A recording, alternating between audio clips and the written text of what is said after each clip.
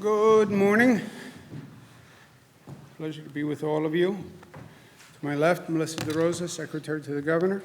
To my right, Robert Mujica, Budget Director of the State of New York, also gracing the cover of City and State magazine this month, where he has that big, warm smile that he's famous for.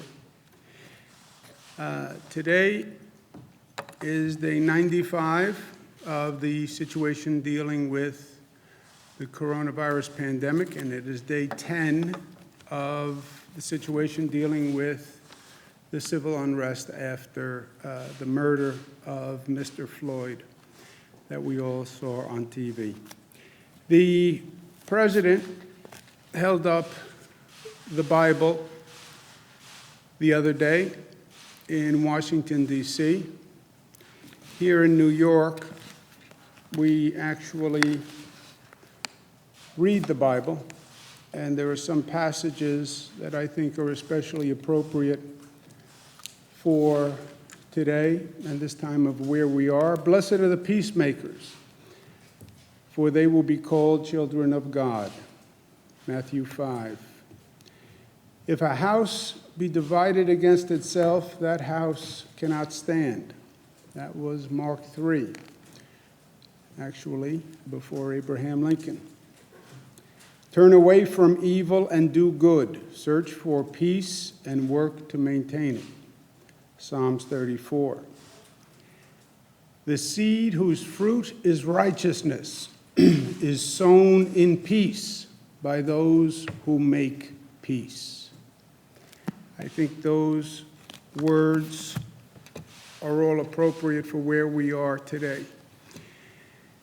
It's another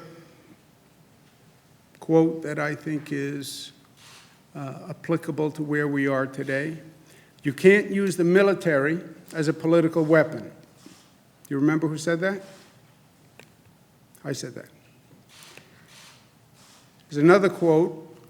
The option to use active duty forces in law enforcement, use forces in a law enforcement role, should only be used as a matter of last resort, and only in the most urgent and dire of situations. We are not in one of those situations now. I do not support invoking the Insurrection Act. Do you know who said that? Secretary of Defense Mark Esper, appointed by President Trump. You can't set fire to the house and then claim you are the one trying to put out the flames. Do you know who said that? You guys are not well read. That I can tell you. A.J. Parkinson said that.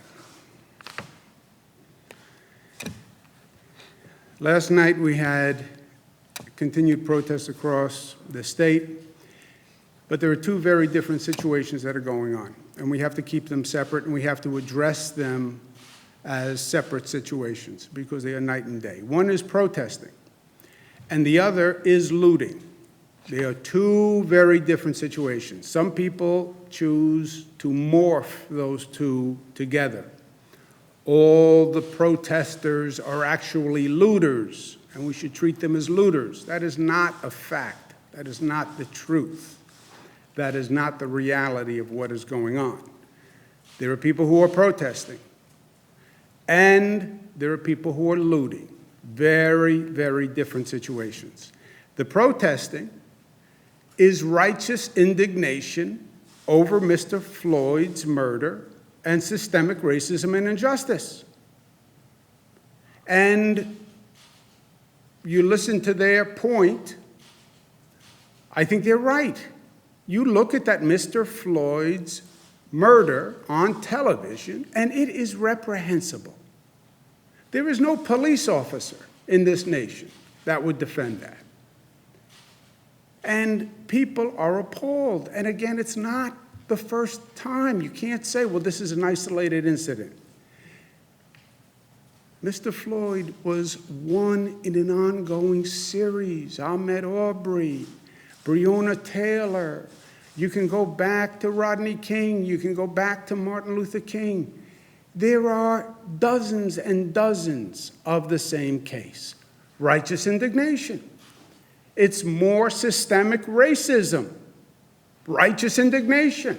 It's systemic injustice. Righteous indignation. Yes, but don't be violent, because when you are violent, you lose the righteous indignation. When you are violent, you play to the critics who want to say, oh, they're all violent looters, they're all a criminal element, and that actually defeats the righteousness of the message. Mr. Floyd was nonviolent. He was nonviolent against the police. The crime that they were possibly investigating was a nonviolent crime. Violence actually demeans the situation and loses the righteous indignation. And I would urge the protesters to respect the curfew, because the curfew is necessary because the police have a real job of policing, dealing with the looters. And the looting is criminal behavior, pure and simple. There's no righteousness, there's no message, there's no indignation. These are opportunists who see the police are busy dealing with the protesters, and they say, well, here's an opportunity to loot and to steal and to cause mayhem. That's all they are. This is criminal behavior, period, designed to create chaos. Well, there are anarchists in there also. Fine. It's all illegal behavior. And we will not allow our cities in this state to be in chaos. Period. Public safety is rule one. Maintaining order is rule one. It's not going to happen in the state of New York. We're not going to allow the looting that we've seen on videotapes, the chaos that we've seen. Period. The police must be empowered to keep order, stop the looting, and stop the criminal activity. Distinguish between the protesters and the looting.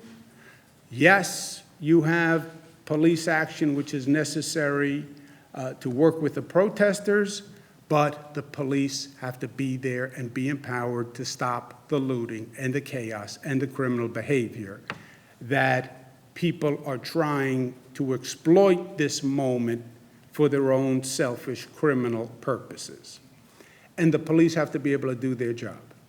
And the police have to be supported in being able to do their job. I've sent New York State Police to cities to deal with these protests. They have to have the right numbers. They have to be empowered to do their job. And we've had protests again last night all across the state. I want to applaud the local police who have done a great job. I want to applaud the state police who have done a great job. The protests were mainly peaceful all across the state. And I want to thank all involved for keeping it that way, protesters included. New York City last night was much better. The protesters were mainly peaceful. The police officer had the resources and the capacity to do their jobs, and the results last night were much, much different than the night before, and that's what it's all about. And I think the people in New York City should feel much better today than they did after the night of looting. These are perilous times. There's a lot going on, and we have to understand what's going on and the difference among the issues that we're dealing with. You have the COVID crisis.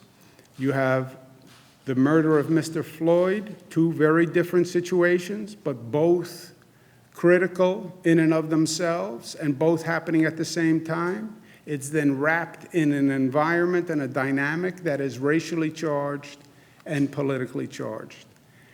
It makes it a very, very perilous time in this country. And we have to be careful.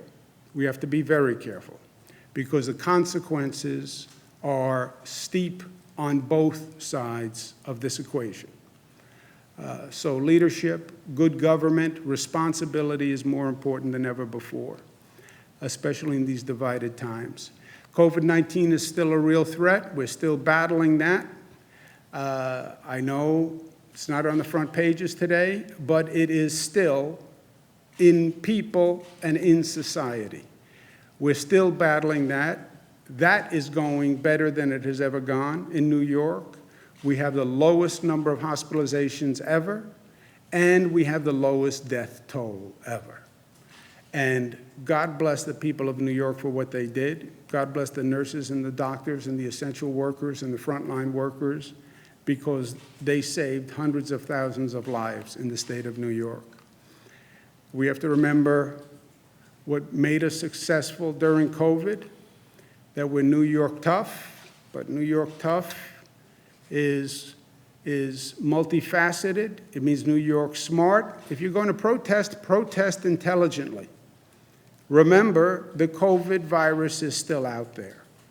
So protest intelligently. We're united. We're not black and white. We're not upstate, downstate. We're not red and blue. We are one state, one community. And we came together that way. We're disciplined in fighting this COVID. We're disciplined in having our right to protest, but doing it peacefully and in a way that respects law and order. And we are loving at the end of the day. Yes, we have issues. Yes, we have challenges. But we've shown how good we can be as a community and how much we respect one another and the sacrifice we're willing to make for one another. Let's keep that spirit that we developed over the past 95 days. Let's keep that going, because that is pure magic. If we stay united and we stay loving and we stay smart, we're going to handle all of these issues and we're going to be the better for it. We've overcome the greatest challenge that this state has faced in my lifetime with this COVID virus. This was the beast that we didn't know if we could beat. But so far, we've beaten it. We have to stay smart to make sure we control the beast. But we did it. We overcame. We, the people, overcame together. Last words for today: do not be overcome by evil, but overcome evil with good. Romans 12. That, my friends, is New York tough, smart, united, disciplined, and loving. Questions? Governor, how do we tackle the